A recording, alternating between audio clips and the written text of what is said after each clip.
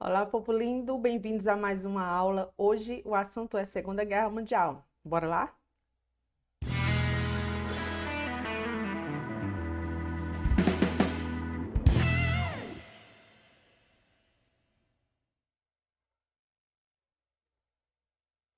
Bem-vindos ao canal Mais Story. Sou a professora Francilúcia que vai estar com você hoje falando sobre Segunda Guerra Mundial. Então, eu já te convido para se inscrever no meu canal, deixar seu like, compartilhar e siga-me também nas redes sociais. Obrigado pela atenção e hoje é Segunda Guerra Mundial. Vamos juntos? Vamos estar agora vendo a questão da Segunda Guerra Mundial, os principais pontos que vão levar à eclosão dessa guerra. Nós já tínhamos visto quanto essa guerra vai ser demorada, ela vai perdurar de 39 até 45, mas ela não sucedeu por motivo assim banal, ela começou muito antes, com alguns tratados. Desde 37, após com que eles fizeram o Tratado de Versalhes, a maioria desses países aqui, a Alemanha, a Itália e Japão, eles estavam insatisfeitos com os tratados que tinham recebido. Tanto eles, o que eles têm em comum, tanto Berlim, Alemanha, quanto Roma, Itália, quanto Japão, Tóquio, vão estar querendo mais territórios. O que eles tinham em comum é a ideia de expansão. Então eles vão fazer um pacto contra os comunistas, chamado de anti-comitê, né, comunista. Eles vão estar fazendo o que a gente vai chamar de o tripartite. Isso em 37. Quando chega em 38, esse expansionismo vai se começar a acontecer. Ele vai começar a desfazer o Tratado de Versalhes, que antes tinha impedido dele de ter um tanto de soldados, né, de passar de 100 mil soldados, e ele tinha impedido também de fazer o Ânschluss. O que era o Ânschluss? Era a anexação dos países da Áustria, que a maioria eram alemães, ao seu território. Então ele vai começar, Hitler, a buscar esse espaço vital para poder desenvolver. Primeiro que ele vai anexar vai ser a Áustria em 38. E havia lá uma grande quantidade de germânicos. Por isso que eles vão estar falando muito sobre o pangermanismo. Diante disso, a gente vai ver que a ideia de expandir vai fazer com que alguns países fiquem neutros, fiquem calados diante da expansão de Hitler.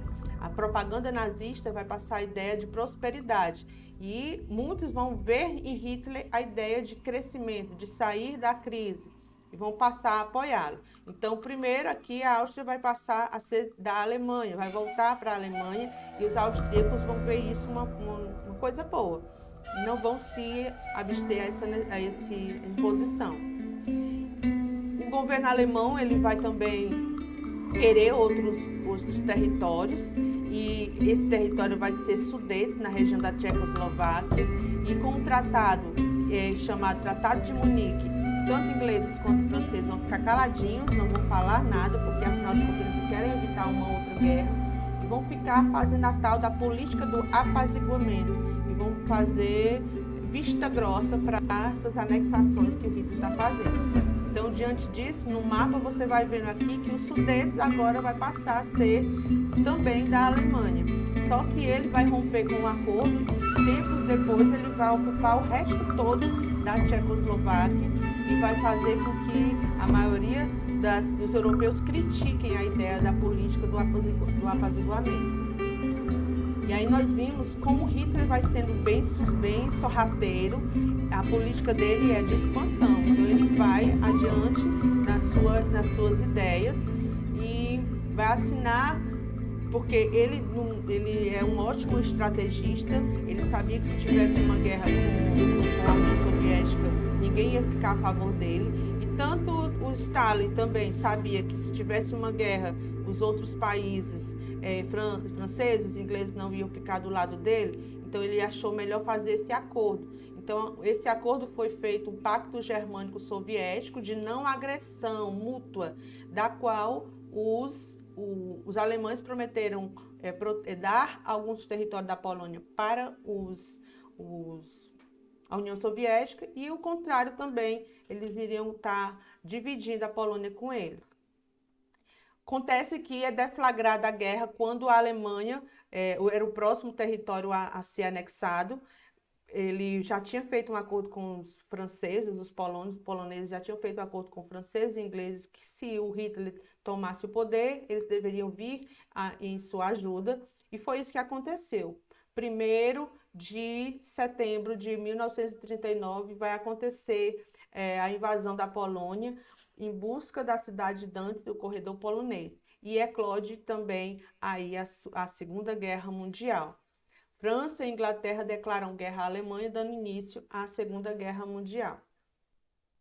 E aí você vê que esses territórios aqui, a Alemanha vai começar a tomar de conta, certo? Tanto da Polônia, que vai começar a guerrear, e do outro lado aqui, do Pacífico, vai vir, se eu não me engano, é o Pacífico, vai vir aqui os ingleses combater os alemães.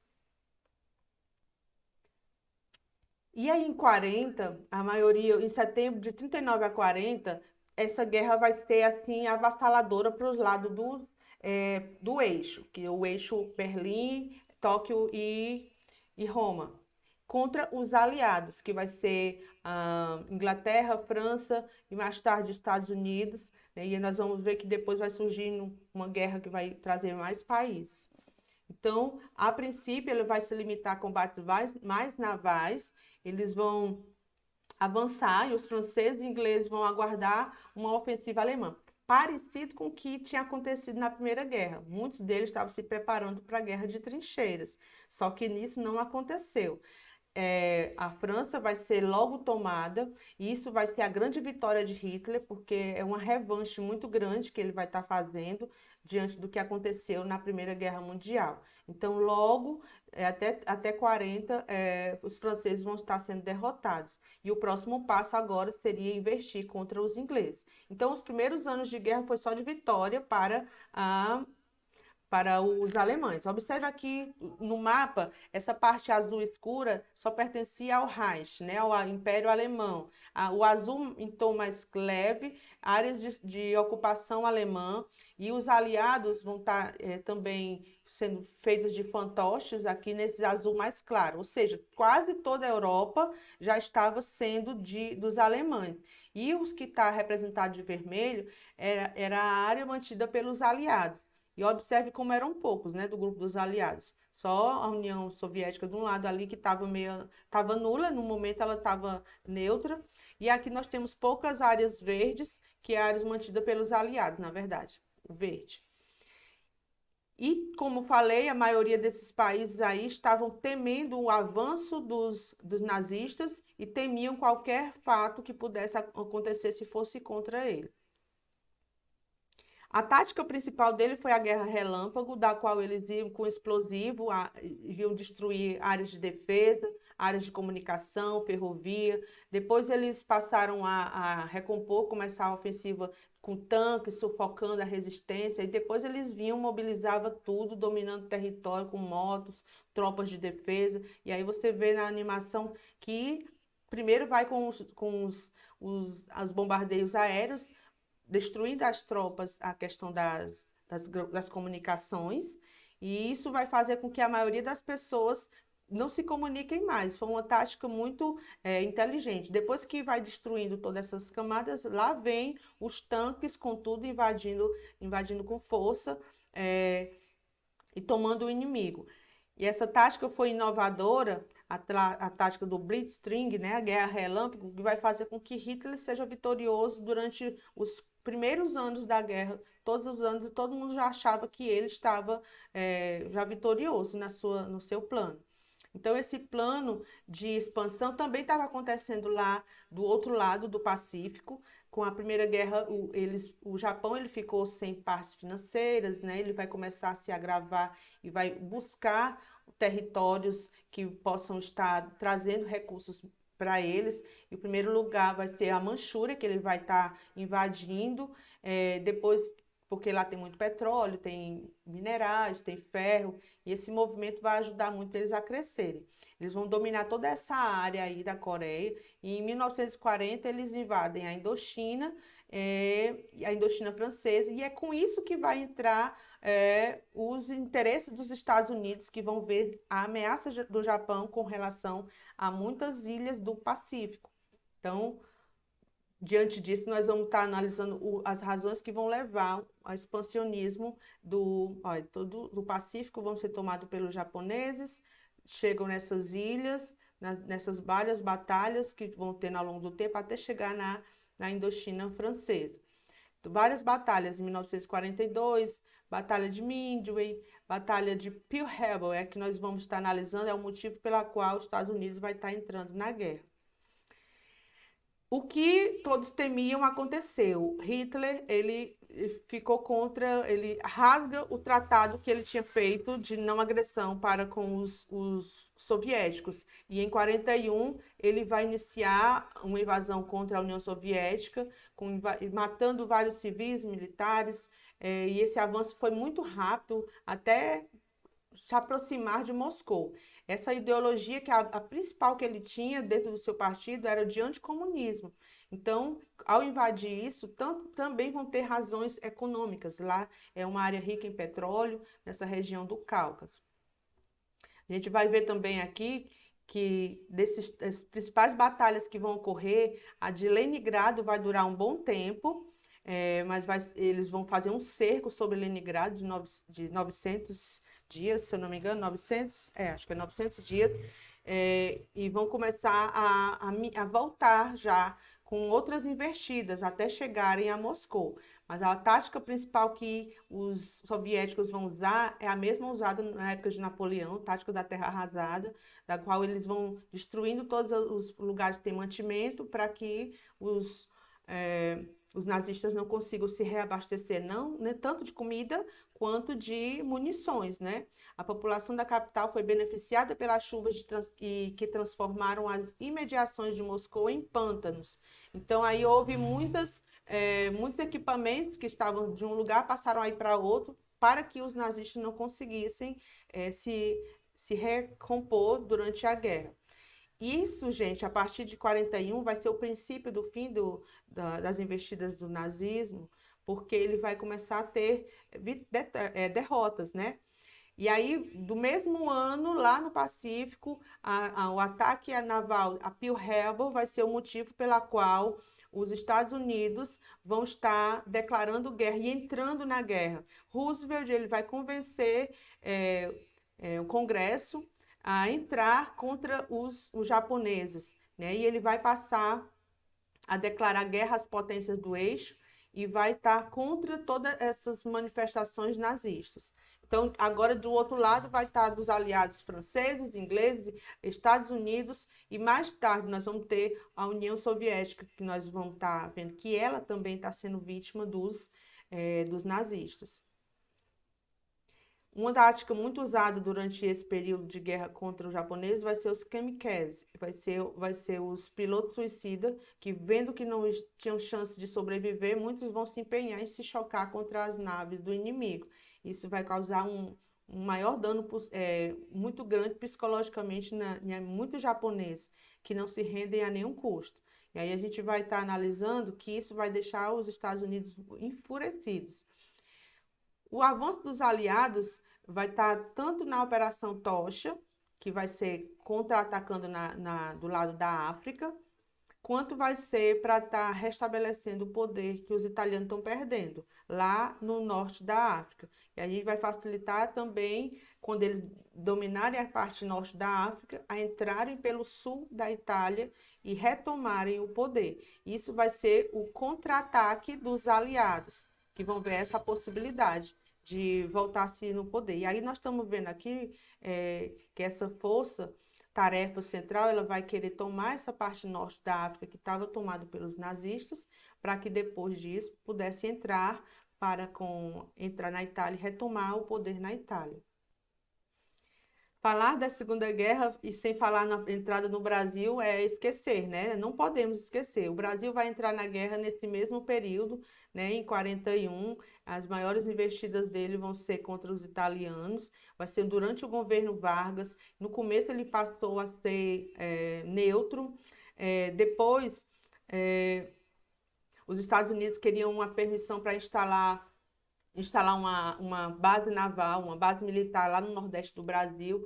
E, em troca disso, o Vargas pediu que fosse construída a Siderúrgica Nacional. Eles a princípio não deram esse aval, porém, quando o eixo ofereceu, ia se oferecendo para fazer essa construção, os Estados Unidos, então, resolveram financiar a construção da Companhia Siderúrgica Nacional em Volta Redonda. E diante disso, os Estados Unidos agora atenderam rapidamente, né, aí as exigências do Brasil e entra então na guerra. O símbolo do Brasil na guerra vai ser essa cobra. Quando ele entra fumando, Hitler começa, como se tivesse dito, imagine aí o Brasil querer lutar comigo. Então, é mais fácil a cobra fumar do que o Brasil entrar e ganhar alguma coisa. Então, aí a expressão começou a surgir: a cobra vai fumar, né? E a cobra fumou mesmo, que é uma expressão que surgiu nesse período. Em 42, na Conferência dos Chanceler, no Rio de Janeiro, o Brasil e outros países se comprometeram oficialmente romper com o eixo, que antes estava um pouco aliado do eixo, e em fevereiro, os alemães passaram a realizar ataques principalmente no Atlântico dos brasileiros. Mais de 600 mortes ocorreram. Várias manifestações populares agravaram esse período aí.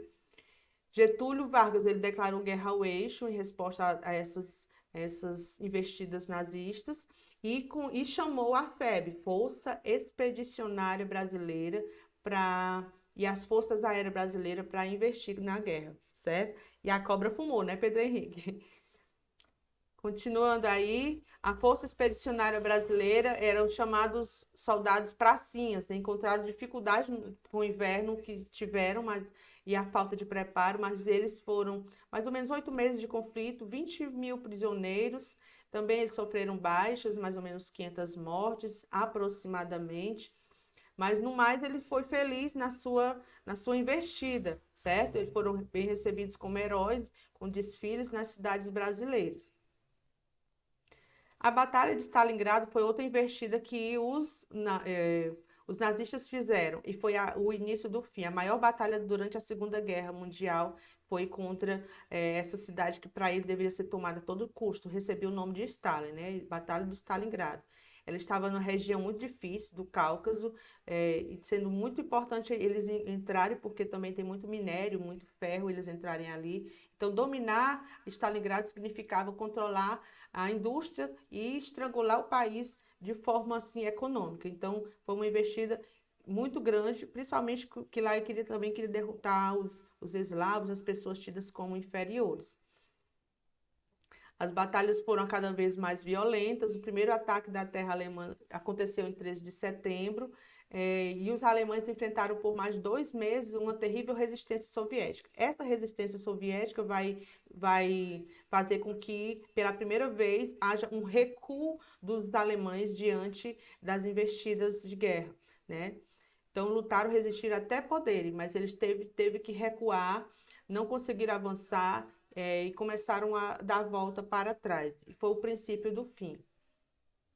De tantas batalhas, essa também foi mais uma que trouxe o recuo dos alemães. 1 milhão e 900 mil pessoas soviéticos eles vão estar sofrendo com isso. Muitos deles vão ser mobilizados. E isso aí a gente precisa ver que foi o início do fim de Hitler.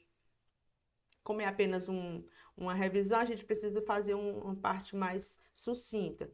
Acontece que eles vão, aliados, se juntarem e formar a Operação Overlord, que vai ser chamado no dia D, o dia em que eles vão estar vindo com toda a força contra os alemães, né? A madrugada do dia 6, nós vamos ver que muitas dessas, mais de 150 mil soldados, com tanto navais quanto aviões, vão estar sendo investidos para entrar na costa da Normandia e tomar de volta a França, né, para poder retomar o poder. Esse episódio marcou o início da grande ofensiva aliada, onde os aliados vão passar a libertar Paris e vão começar a tirar do poder os nazistas, que há muito tempo, desde 40, estavam dominando a França. E aqui a gente vê mais ou menos a ideia desses paraquedistas entrando em várias praias específicas, com codinomes diferentes, e lá eles eram investidos com toda a artilharia, tanto artilharia de todos os sentidos, né? E passou a e trouxe muitas pessoas para junto deles. Pegou os alemães de surpresa, que foi o principal.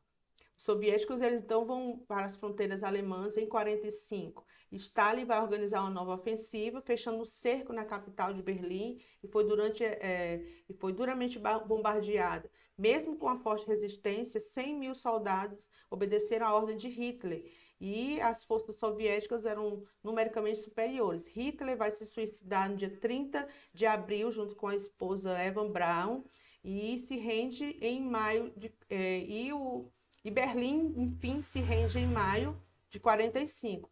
Era o fim do que o Hitler chamava de Terceiro Reich. Mas a guerra vai continuar até agosto ainda, lá no Japão.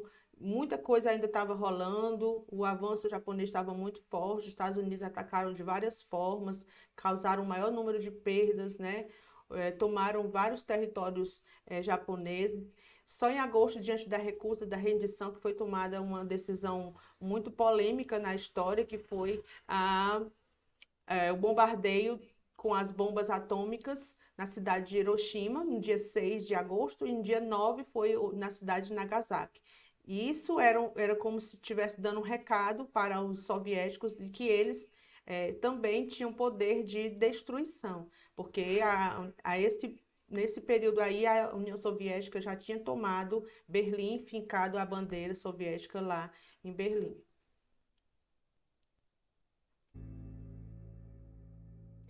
Bem, após tudo isso, todos os anos de guerra, em 46 foi o ano em que foi feito o julgamento dessas pessoas causadoras do conflito. Na cidade de Alemã, Nuremberg, foi instaurado o Tribunal de Nuremberg, na qual os principais líderes, aproximadamente os 20 líderes, foram colocados em julgamento, os 12 foram condenados à morte por enforcamento, ou os 3 receberam absolvição. As potências que estavam sendo julgando eram soviéticos, eram também estadunidenses, franceses e britânicos. Dentre esses, também nesse tribunal, eles fizeram um acordo de indenizações a serem pagas aos países atingidos, totalizando de 2 bilhões de dólares. E nesse colocação também, nesse tribunal, foi colocado a Alemanha, dividido seu território. Diante disso, a gente vai analisando como foi ruim a repercussão dessa guerra. Mais do que falar, números indicam que esses números foram horríveis, né? Comparando aqui, da Primeira Guerra, 10 milhões de mortos, na Segunda já foram 55 milhões, enquanto na Primeira Guerra foram 20 milhões feridos, na Segunda Guerra já foram 35 milhões refugiados, 10 milhões, enquanto que na Segunda, 190 milhões de refugiados, órfãos na Primeira Guerra, 6 milhões e na Segunda Guerra, 20 milhões. Números exorbitantes que só deixaram assim marcas que ninguém quer que se repita. E também nessa conferência houve na Crimeia, em 4 a 11 de fevereiro, umas reuniões onde essas potências dos Estados Unidos, Grã-Bretanha, União Soviética, a China e França fizeram um acordo de divisão, estabelecendo que a Alemanha estaria sendo dividida nessas zonas de influência, da qual se destacam 3 grandes homens: Winston Churchill, lá do Reino Unido, Joseph Stalin, da União Soviética, e Franklin Delano Roosevelt, dos Estados Unidos. E nesse encontro, esses líderes também documentaram o fim da guerra, a paz entre os envolvidos e, principalmente, objetivando o fim do nazismo, do fascismo, da influência alemã, assim também como as zonas de ocupação que ficou dividida entre esses 4 países vencedores da guerra, do lado dos aliados. Nesse encontro também, na Conferência de Yalta, vai se estabelecer convocação para uma conferência para fundar a Organização das Nações Unidas. O principal objetivo era restabelecer a paz. Porém, antes de que tudo isso aconteça, estava ainda para ser descoberto um dos piores momentos, que foi o Holocausto e os campos de concentração, os trabalhos forçados que estavam sendo estabelecidos tanto na União Soviética como toda a Alemanha. Aqui nesse mapa você consegue ver nas áreas que estão em marrom, toda a área que era do Terceiro Reich, tudo de marrom aqui, e a influência dele pertencia aos alemães. E aqui no tom mais acinzentado, amarelado, nós vemos a ocupação da Itália, a máxima extensão, e róseo e azul a parte dos aliados, poucas áreas, né? Aqui nós vimos no mapa essa área onde antes da guerra eram as fronteiras desses países, e após a guerra esses países aqui vão estar todos sob a influência da União Soviética. Porém, o que mais vai nos chamar a atenção aqui são os campos de concentrações. Todas essas áreas que vocês observam que estão com um símbolo da caveira vermelha, representa esses campos de concentração, da qual judeus, homens, mulheres, mais ou menos 6 milhões de judeus, 2 milhões de poloneses de várias etnias foram considerados indignos de viver, prisioneiros de guerra, incluindo homossexuais, maçons, incluindo testemunhos de Jeová, ciganos. E com parte do programa de extermínio foi colocado esses campos de extermínio, campos de concentração e trabalhos escravos. Os campos de concentração são todos esses que vocês veem no pontinho preto. Um dos mais conhecidos vai ser o campo de Auschwitz, o campo de Dachau, o campo de Treblinka. São um dos que mais a gente ouve falar, e o que eles têm como um terror, o terror do cuidado que eles tinham para exterminar, fazer o programa da solução final acontecer, ou seja, que a grande Alemanha se expandisse e formasse a raça ariana nesses territórios. Não há o que se dizer, números aí são exorbitantes, a gente só tende a colocar na memória para nunca mais esse tipo de atitude possa voltar a acontecer.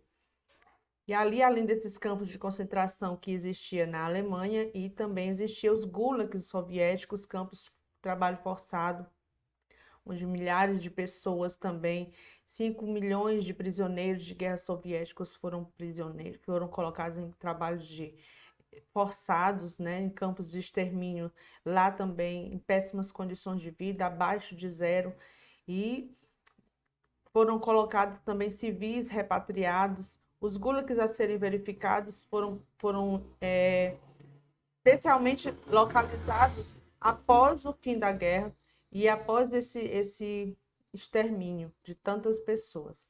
Infelizmente, esses números só tendem a mostrar quanto o ser humano precisa colocar a humanidade, o ser humano em primeiro lugar, e os interesses econômicos nunca mais serem a mola mestra que vai dirigir um país. Foi isso. Espero que vocês tenham compreendido, foi parte da revisão. Assuntos como esses tem inúmeros documentários, filmes, mas já te convido a, além desse vídeo, ler seu livro, ver outros documentários e aprofundar nesse assunto que é de extrema importância de todos os vestibulares, de todos os Enems da vida. Então, obrigada pela atenção e até a próxima.